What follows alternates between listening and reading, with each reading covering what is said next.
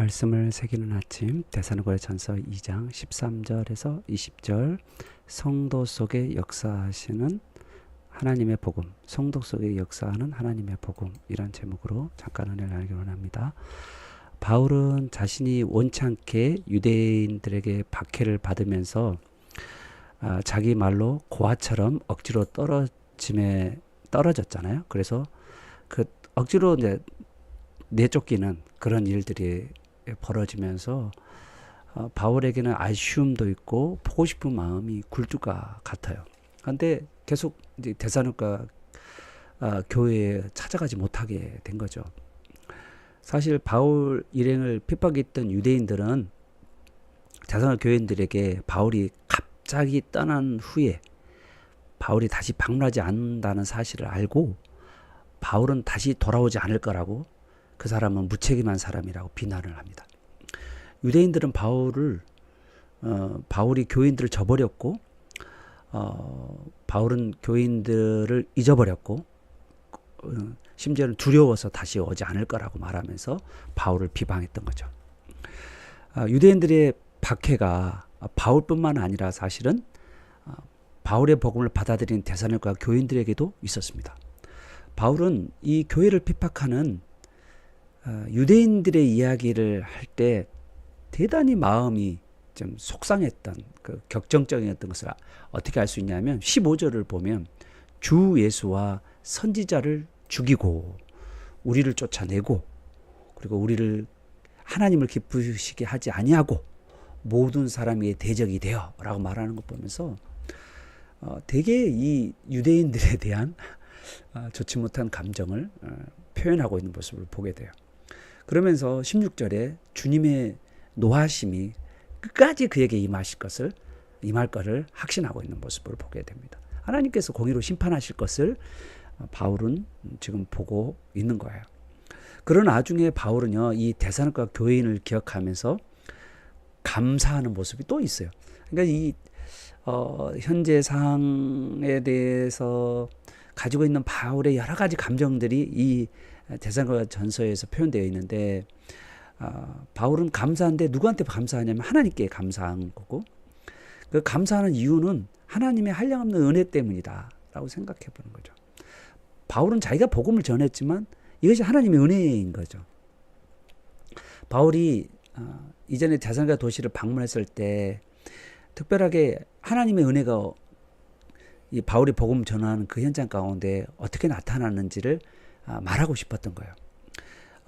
하나님의 은혜가 복음을 받는 교인들 안에 그 믿음이 생기고 또 사랑이 생기고 소망이 생겼고, 복음을 받아들인 그들이 이제는 복음적 고난을 이렇게 받고, 바울이 떠났지만 그러나 정말 이 바울이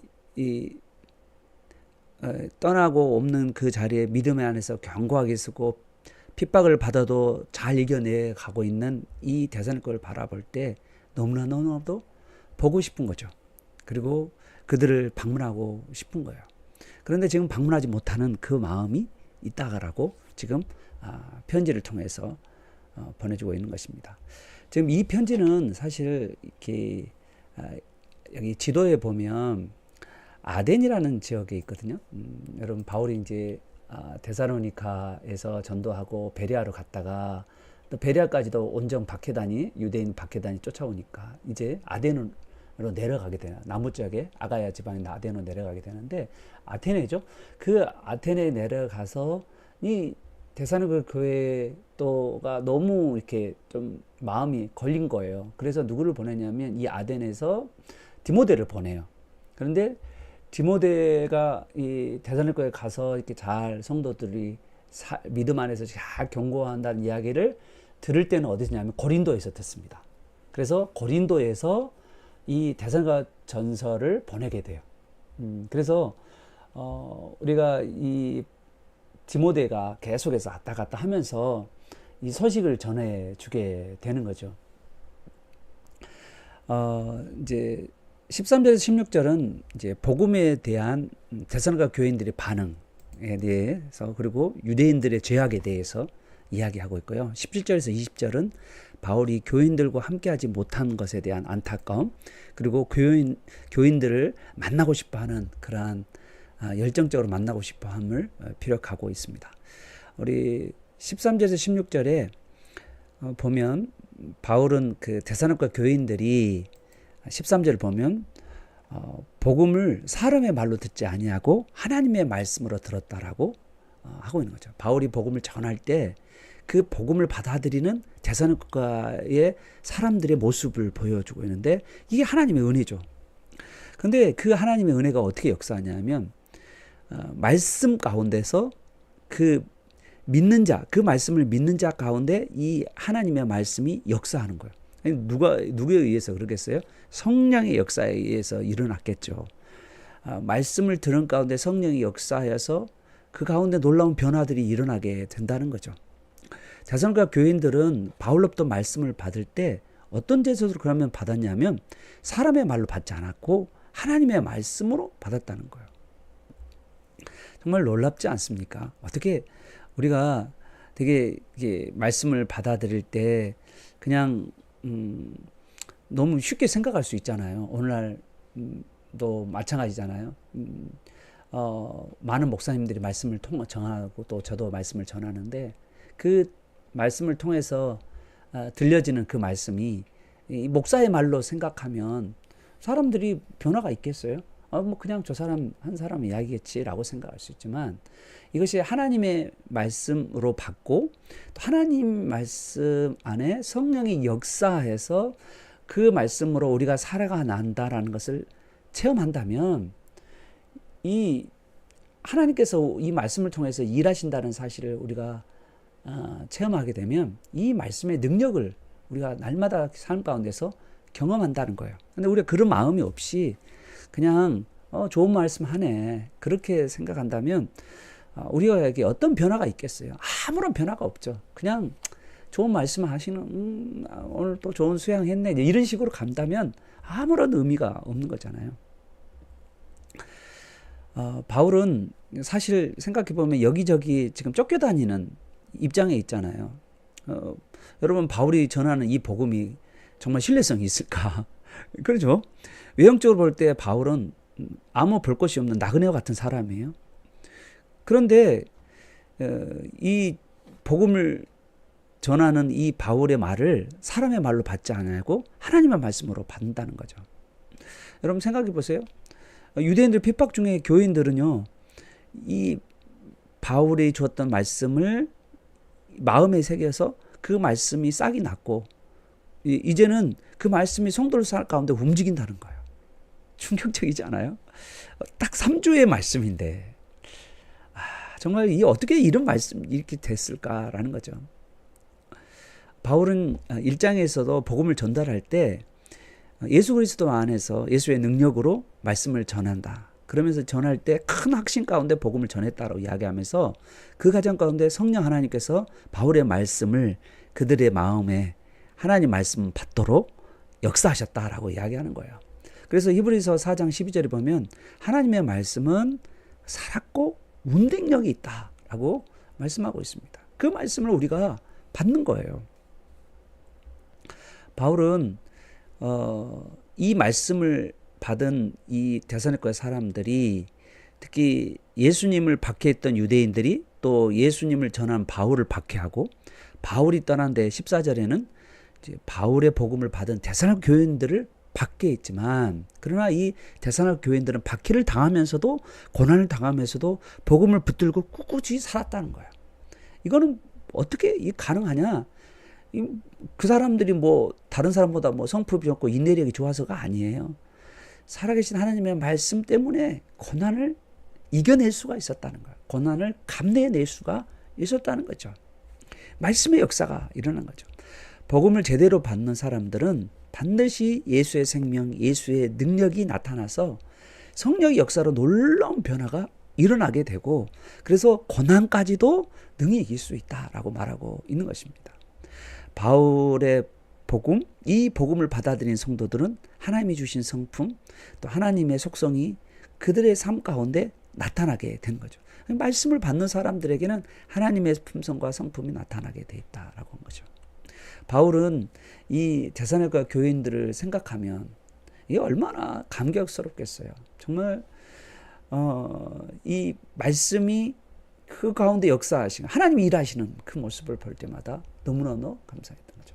그래서 바울은요, 이 데살로니가 교인들의 말씀의 역사에 대해서 데살로니가 교인에 감사하는 게 아니라 하나님께 감사했던 거죠. 그리고 15절 16절에 이 화제를 돌려가지고 유대인들의 그 악랄함에 대해서 지금 비난을 합니다. 웃을 일 아니에요. 이건 정말 유대인들이 가지고 있는 그 악랄함. 복음을 철저하게 예수 그리스도의 복음을 배반하는 그러한 그들의 모습이죠. 사도 바울은 15절에 보면 유대인의 가호를 한 4가지 정도로 이야기합니다. 첫 번째, 유대인들은요, 주 예수와 선지자들을 죽였어요. 그리고요, 바울 일행을 내쫓았고요. 그리고 유대인들은 메시아를 거부하고 하나님을 기쁘시게 하는 죄를 지었죠. 하나님을 기쁘시지 않게 하는 죄를 지은 거죠. 그리고 마지막으로 모든 그 유대인들을 제외하고 모든 사람들을 증오와 적의로만 느끼고 모든 사람을 대적하는 이들이 유대인들이에요.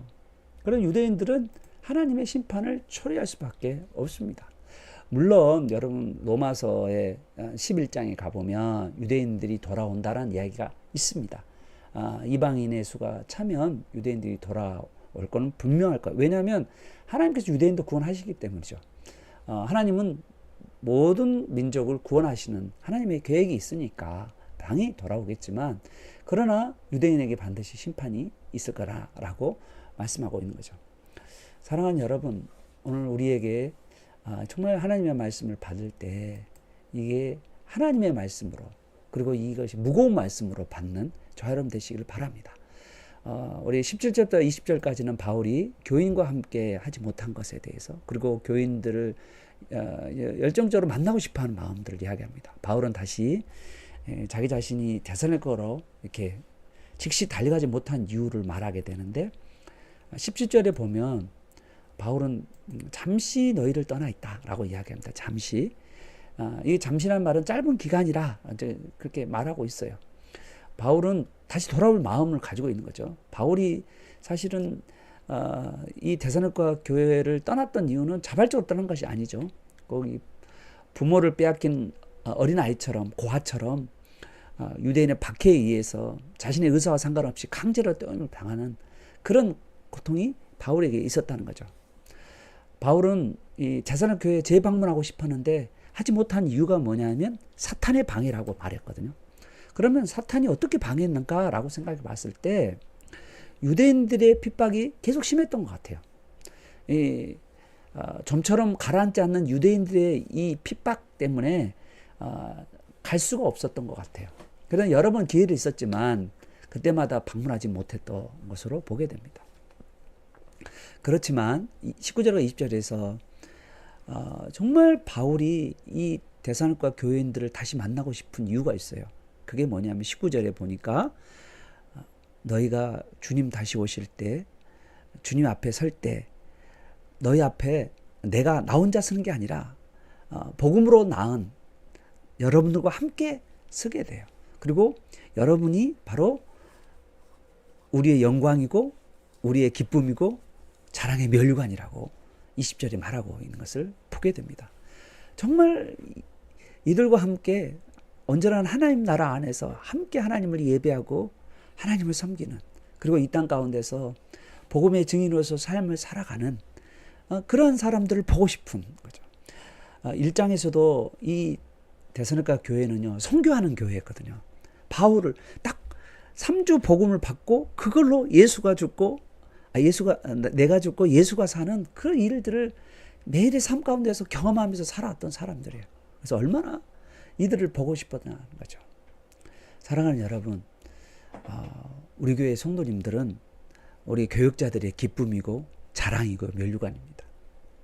한 사람도 예 없이 우리 성도들이 가지고 있는 마음의 상처와 제약들, 그러한 모든 것들로 무너진 우리 성도들이 우리 교육자들을 통하여서 하나님의 말씀을 먹고 위로가 되고 격려가 되고, 그래서 정말 하나님의 뜻에 온전하게 행할 수 있는 그런 온전한 자로 서가서 교회를 세워가는, 봉사자가 되고 또 이 세상을 섬기는 그러한 세상을 치유하고 또 변화시키는 그러한 자로 저와 여러분이 서가는 우리 모두가 되기를 간절히 바랍니다.